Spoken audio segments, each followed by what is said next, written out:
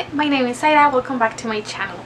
Today I am trying something a little bit different with my setting. I'm not sure how I feel about it, but I just felt like not sitting on my bed today, so here we are. I wasn't sure what I wanted to make this video about, so I was going through my notebook of ideas and I did not find anything, which is great, but I did find a list of top 10 releases I was excited for last year, and out of these 10 books I bought 6 and I only read 1. So I decided that I have to change that and I should read those books because I bought them because I was excited to read them, and like, how did I not read them, you know? So I'm not good with TBRs. That's why I don't do TBRs like on my Instagram or here, because I just don't follow them. I'm more of a mood reader, but I've decided that I'm gonna give myself like a bigger, longer time frame. So this is gonna be like a seasonal TBR kind of thing. I don't know if that's a thing, but I am making a thing. So since it's like the middle of September, it can't be like a September TBR either. So my goal is to read all of these books by the middle of November. And the reason why I'm giving myself that much time is because I am a mood reader. So even though I'm setting myself the goal to read all of these books, I want to give myself enough time to read like a different book that I want to read randomly in between, because I might get tired of these and I will just pick up a different one. Like right now, I'm not even going to start with these right away. I'm probably going to read Midnight Sun because it just arrived. And I also want to read Vicious because it's been in my TBR for forever and lots of people say that it's really good, so I might read those before I even start on this list. But anyways, so let's get started with my list. I'm going to show you only the ones that I bought. I'm not going to talk about like the other 4 books that I did not buy because I don't have them, and the point of this is to tackle the TBR that I own, not add more books that I don't have to this whole list. So the first one is The Testaments by Margaret Atwood. Right, yeah. I love The Handmaid's Tale. I love the TV show, and I also love the book. It's one of those times that I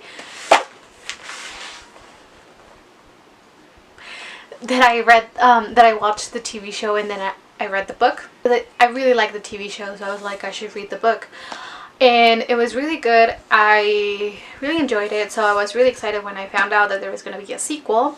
Yeah, so I bought it. It's huge. Like, I wasn't expecting it to be like this big. And I really want to read it. I don't know why I haven't. Anyway, so yeah, I am not going to tell you like what it is about because it's so interesting. I just bought this book and then put it on my shelf. Like, I didn't even went through it. I'm not going to tell you what this book is about because I feel like most people know what The Handmaid's Tale is about, and this is just like a sequel. I don't know, it's 15 years after the events of The Handmaid's Tale, so some time has happened. So yeah, I'm really looking forward to finally getting to this. Next we have Frankly in Love. Oh, by the way, yeah, so The Testaments came out September 10th last year, and this one also came out September 10th last year. So you have like dates as reference, I guess. Frankly in Love, like, I feel like lots of people were talking about this book even before it came out, so I was excited to read it. I also love like the yellow cover and the sprayed edges. I feel like this blue is beautiful, so I'm not gonna lie, it's like one of those, like, I kind of really like the cover and the look of the book, and that's why I want to buy it. But I also think that the story is kind of fun and interesting, so I was just like, okay, I should read it. So I think the story is about what's his name, Frank Lee. He is Korean, and you know, his parents moved to the United States, and like, it's one of those things that like they expect him to have like a nice life and kind of like live traditionally, but turns out that he's gay, and then he meets another girl and I think she's also like gay, and then they come up with a plan to help each other so they can date the person they want without their parents finding out. And to me, that's just one of those like super interesting stories, and I'm really excited to read it. I think I actually started this one a few months ago, but I wasn't like in the mood for it, so I kind of put it down again. But maybe this time I would actually finish it. I don't know why I'm reading it right now, but yeah. Yeah. Let's move on to the next one. Next we have Capturing the Devil by Carrie Maniscalco. This one also came out September 10 last year, and then I even bought like a fake grade hangover kit. So I got like a whole box full of goodies related to this story, and I did not read it. So yeah. There is another cover for this one, and then in the fake rate box they included like other covers too, and they're so cute. So maybe one day I'm gonna do like a photo shoot with those because it's so cute. Anyway, that's not even related to this. So this is the fourth and final book, I think, in the Stalking Jack the Ripper series. I love that series. I love Thomas Creswell. It's one of my favorite characters. It's one of my book boyfriends. Like, I love him so much. But Audrey is also like a great character. I love the series, but the third book wasn't my favorite, and I think that's kind of why I did not get into this one right away.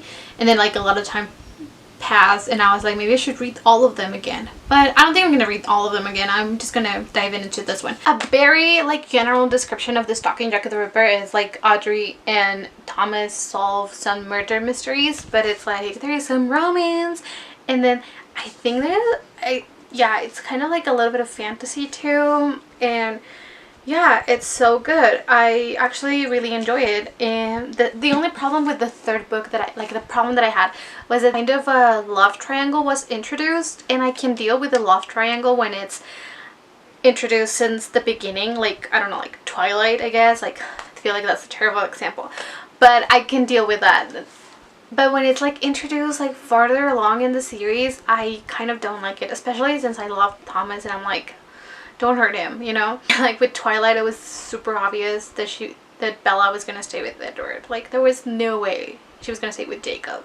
She literally sat in a chair for months when Edward left. So it was pretty sure that she was gonna stay with Edward.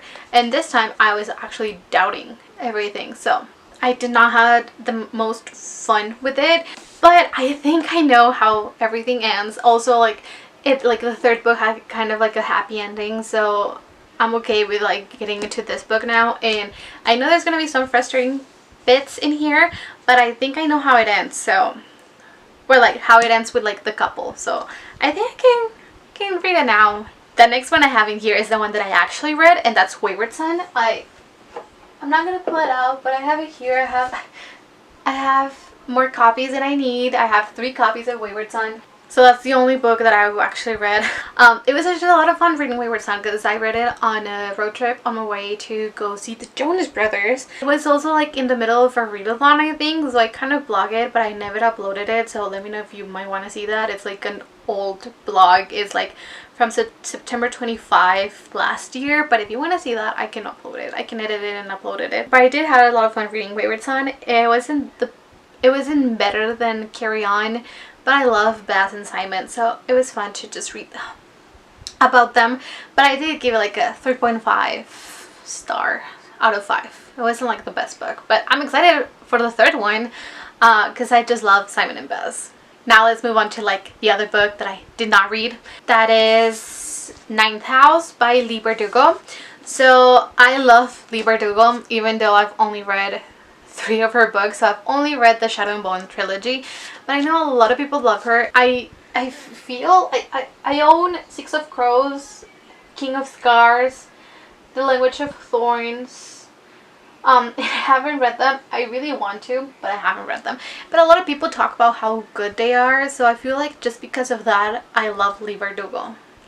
Is that weird? So when I heard what this book was about, I just had to buy it. So it's kind of like, I think it's like kind of dark academia, dark magic, fantasy, and like death, which honestly sounds fascinating. I don't have like huge descriptions on these books because I don't like knowing too much about a book before I get into it. I like to know just like general facts about what it is about. So I know this one has magic and like murders or like something like that, so I can deal with that, and that's something that like is attractive to me.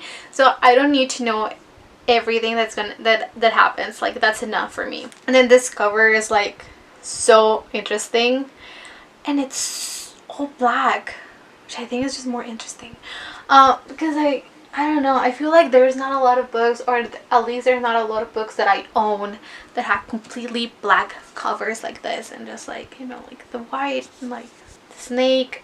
I don't know, it's really interesting. So yeah, actually this is one that I'm really excited to read. Like, this has been like on the top of my TBR list for forever, but I haven't started it ever. And I think it's because I am actually really excited to read this one, so I don't want to like start it and then put it down. Like, I really want to read it. So yeah, I'm excited about this one. Oh, and it's like, it's not young adult. This is adult. This is like an adult novel, so that's exciting because like all of the other ones, they are young adult. Next we have The Beautiful. This one I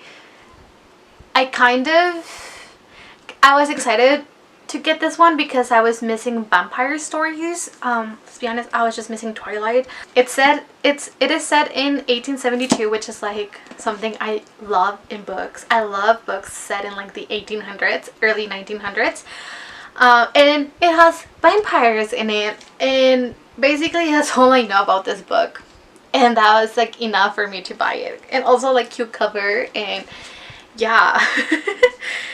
I know a lot of people have read it, and like I've heard good things about this, and I think the second one is out already, or like something like that, so I guess I should read it fast so I can buy the other one.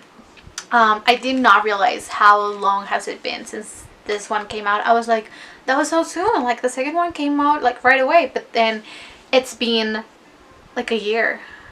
Oh, also I forgot, so Ninth House came out October 1st, and The Beautiful came out October 8th, in case you're wondering.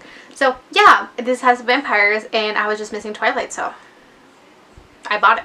And I started it, but then I wasn't like in the mood for it, so I stopped. And I think I read like maybe like 1 or 2 chapters. But it doesn't matter because I'm probably going to start it like all over again because I have no idea what I read. Then the last book in this list is one that I was like super excited to read, and that is Call Down the Hawk by Maggie Stiefvater. This is like a spin-off of the Raven Cycle, and this like story is focused on, oh, I forgot it has stuff inside, on Ronan, who is one of my favorite characters. I feel like he's a very interesting character. So it has like a book plate, they call signed book plate, and I bought it from like from an independent store. So and it has like this little bookmark in it. I forgot that it had stuff in it. Huh, how cool is that? It's because I was really excited to buy this book. Apparently I forgot. What else does it have? Does it have anything else? Is it a first edition? Do we know what edition this is? Anyways, it doesn't matter. I don't know. Maybe it's not a first edition.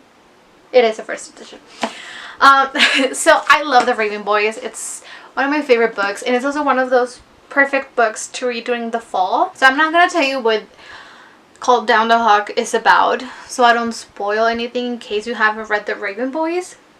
But The Raven Boys, it's about a group of boys. They're looking for this Welsh king that I can't remember his name, and his tomb is supposed to be set in Caveswater, which is like a secret magical place that it's found somewhere in the ley lines. That's something you learn more about in the book. And I love this group of boys. I love them so much. And then we have Blue, who has a family of psychics, and her whole life she has been told that she's gonna kill the boy she kisses, or like her true love. No, yeah, she's gonna kill her true love with a kiss, something like that. There is a kiss and there is true love. Their paths cross, and she joins this group of boys, and it's a beautiful magical story. And I love Maggie Stiefvater's writing. It's so like captivating, and like magical, and I feel like she really makes you feel part of the story. Also, when I was reading it, I was listening to the audiobook, and it was so cool to listen to the audiobook while I was reading the book. Like, it added another like layer of magic to it.